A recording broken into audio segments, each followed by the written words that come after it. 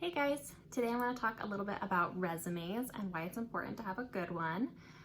Some of you might think that maybe you don't need a resume quite yet because you're in 9th or 10th grade and you don't need to worry about that till 12th grade.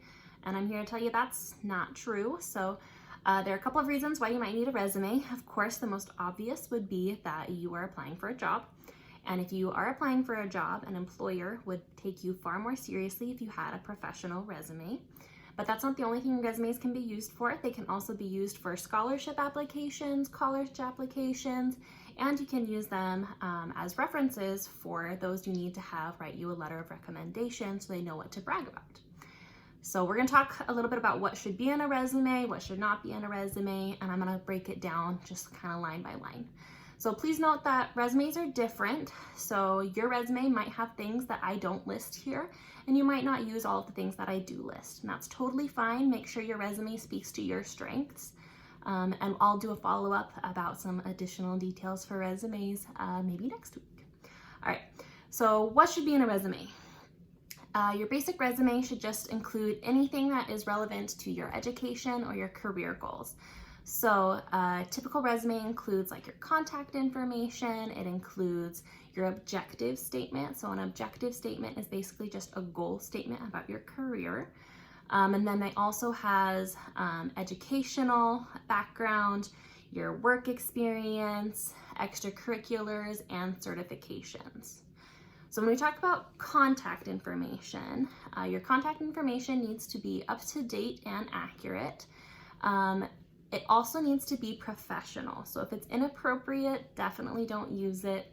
Also, if it's childish, don't use it. So if it is like butterflies 44 for life, that's not professional, that's childish. So please don't use something like that. It's super easy to create a new email. So go ahead and do that if you don't have one already.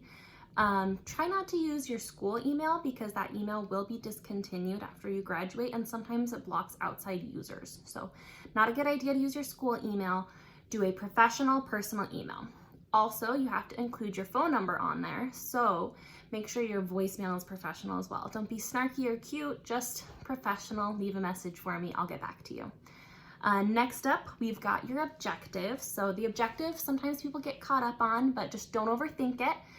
Just 2 to 3 sentences, can even be 1 sentence. It's just an objective statement, basically the header for your resume. So what is your goal with this resume? What's your career goal? You could do something simple like senior in high school seeking a job in food services, and that would be sufficient. I have additional examples in the Virtual Career Center that you can check out if you need to. Next up, we have educational experience. So your educational experience is important. Here you'll list your grade level, where you go to school. You'll also list any helpful or relevant classes that you have taken.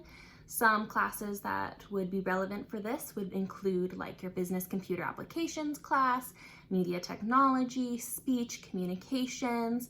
If you are in the health occupations pathway, that would be a good one to include, like sports medicine.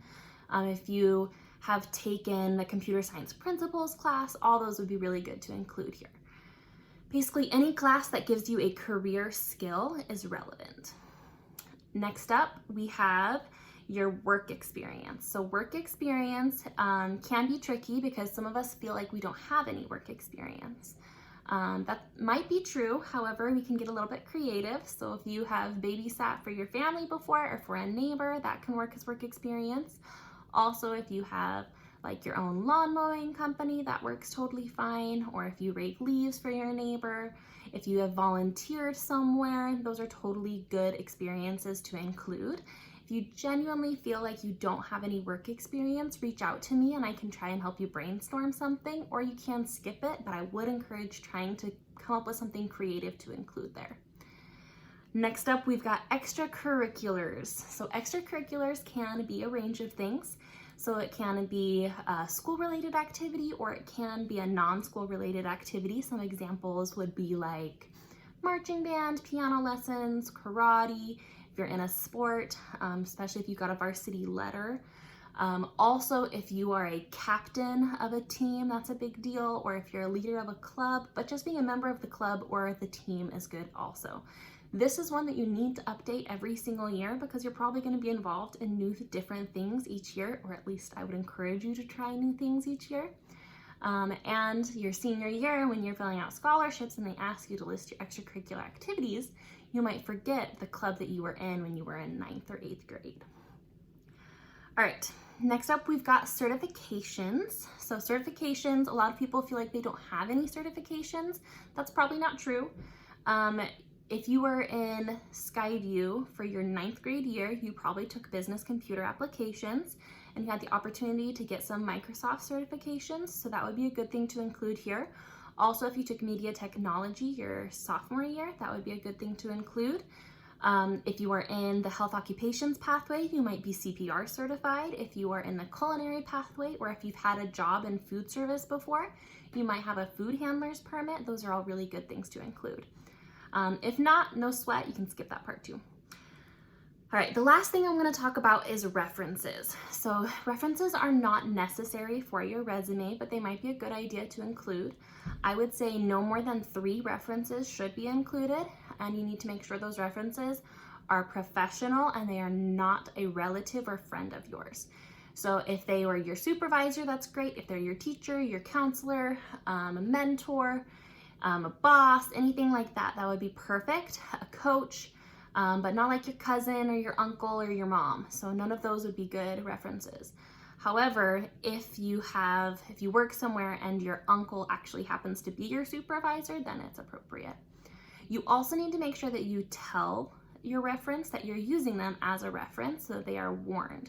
I've been a reference before for people and I didn't know that they put me down as a reference, and so I was caught off guard when I got an email or a phone call about that student, and it didn't make me really want to give that student the best recommendation. So please make sure you're warning people if you're using them as references.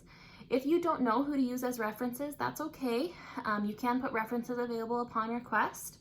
And now is a really good time to start working on cultivating professional relationships with teachers, coaches, mentors, supervisors, so that when it comes time to get references and to request letters of recommendation, you have a wide variety of people to pick from. All right, I know I just went through a lot of things. If you have any follow-up questions, please let me know. You know how to contact me. All of this information can be found in the Virtual Career Center, and you can create and save all of your resume information in Idaho CIS. Please reach out if you need me. Thanks, guys.